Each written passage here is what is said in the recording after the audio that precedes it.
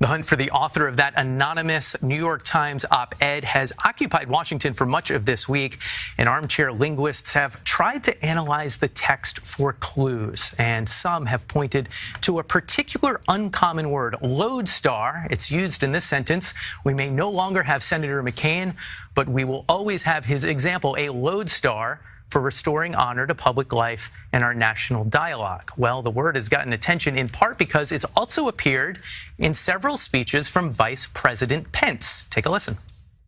And we will continue to act with vigilance and resolve as our lodestar. Jack's lodestar was his unwavering belief in the fundamental equality and dignity of every person. To maintain international peace must again be our lodestar.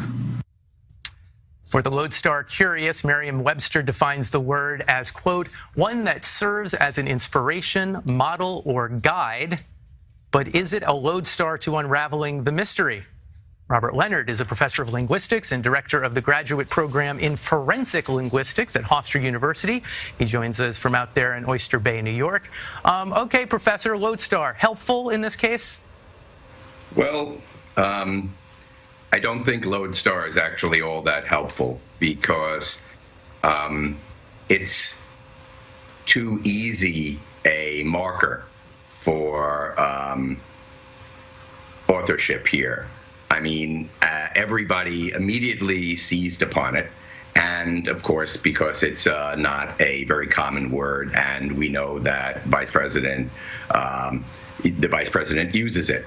So it's much more likely that it's a red herring or maybe even a joke. The thing you have to always remember with anonymous documents, and I'm much more used to death threats and things like that than I am anonymous op-ed pieces in the Times, is that there is going to be a lot of disinformation going on. Because if the person wanted simply to say what they wanted to say, they would have signed their name. And what we find, to go back to the death threats, for example, is that people mask their own identities, their own linguistic identities. Very often they try to dumb things down and seem less educated a writer than they actually are, or they masquerade, or both. It's a very common scam right now for people to masquerade as the CEO of a company and then get their underlings to send vast amounts of money to bank accounts. Given those challenges, how are you able to catch these guys? Well, by looking under the surface. The problem with things like lodestar is that they're very easy to consciously manipulate. And what you want to look for are things that people do unconsciously. Whenever you open your mouth or your keyboard and issue forth with language, you are unwittingly transmitting an incredible amount of information about yourself. What language you speak clearly, maybe where you're from, where you have lived, your education level. It could be your ethnicity. It could be all sorts of information that we use in actual investigations.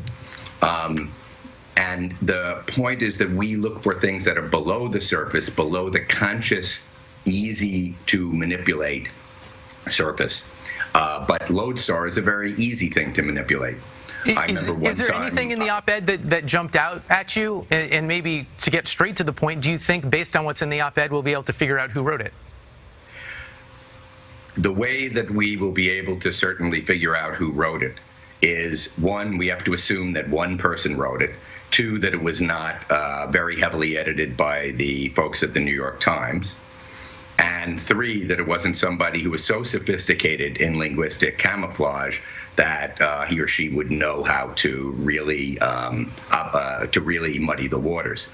When I look at this, if I were to imagine that it was a candid thing being written and not a very highly engineered document meant to stir up as much fireworks as possible, I instantly see things that, well, that maybe don't jump out as much as lodestar.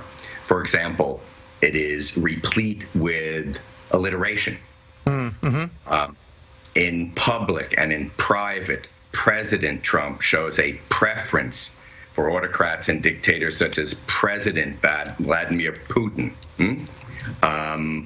Off the rails, repetitive rants, policy, principles, etc. Cold, comfort, chaotic, and nice, a little bit off alliteration. So here in, 1,000 words, we have 1, 2, 3, 4 very, very alliterative phrases, highly scripted phrases. Now, maybe this is because that the person who actually wrote this in her or his life loves alliteration and always uses it. Or it could just be another red herring.